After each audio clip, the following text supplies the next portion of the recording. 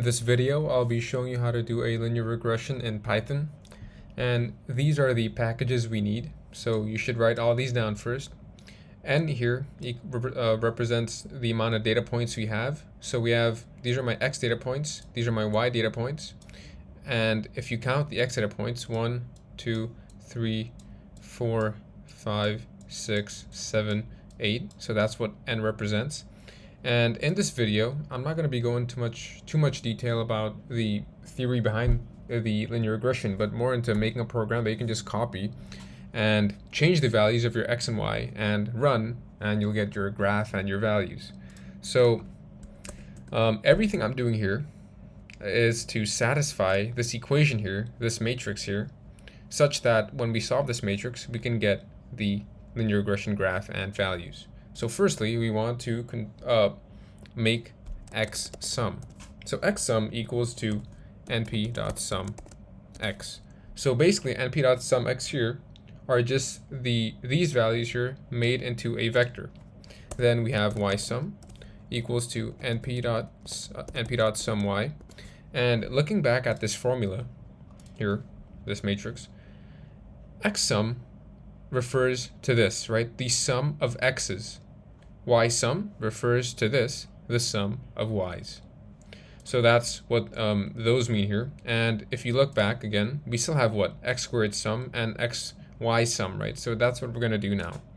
So xy sum equals to np.sum dot xy, and x2 sum equals to np.sum dot xx. So it's just, so what we're doing here, right, is we've made all these values into a vector, and xy, we have the vector x and y, and we're multiplying them. Same thing here, we have x2 sum, which in this case is x squared, right, x2 x squared. And so we're multiplying the x vector with the x vector to get x squared. So that's what we're doing here. And after we've done that, we can construct the matrix in a bigger picture, and I'll show you what that means. So A equals to np.array. Make sure you get the brackets correct here. Double bracket n x sum. Whoops. Sum. And here bracket again. X sum. Make sure you make this capital. X sum. X2 sum. All right, so that's good there. And we have f equals to np.array. Y sum. And xy sum. So what are the values of a and f? Let's look back at the formula here. We've made x the sum of x squared, sum of y, sum of xy. And so a here, if you look, is n x sum, comma, x sum, x2 sum. So n x sum, x squared sum, and f is y sum, which is y sum, and xy sum. So we have this, and we have this. So we have, all we're left without is this. So that's what we're solving for, and what we're going to solve for using one of these packages in Python. So moving on, we do C equals to nl dot solve a f. So what is cnl.solve AF? It's basically using this package here to solve, which is a linear algebra package, to solve for this matrix here, which we've made from this A and F. All right, so with that, we can move on to the graphing part of the linear regression, which is, right, let's denote that as graphing section. And so we first make our linear regression line, which is y, l, r. So this is the linear regression line we're going to have later. Let's make that small, actually. And we have CO plus C1 times x. So this here represents later our linear regression line, which will go straight in our graph later. So that's that. And then we can do pylab, dot plot x, y. So pylab.plot xy just graphs these points. So it just graphs these points, and then this is an important part, we put comma in quotations O, and I'll show you why we do that. And afterwards, x, so we're graphing the x values again, but this time with our y values for the linear regression line, which is YLR. And where do we get YLR? Well, it's going to be from solving the nl.solve, right? That's where we get it from.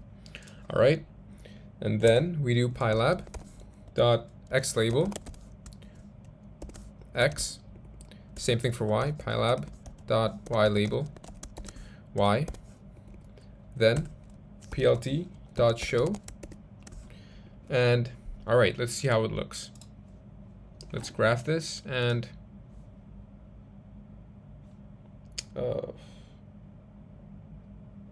well, sorry, you can do pylab.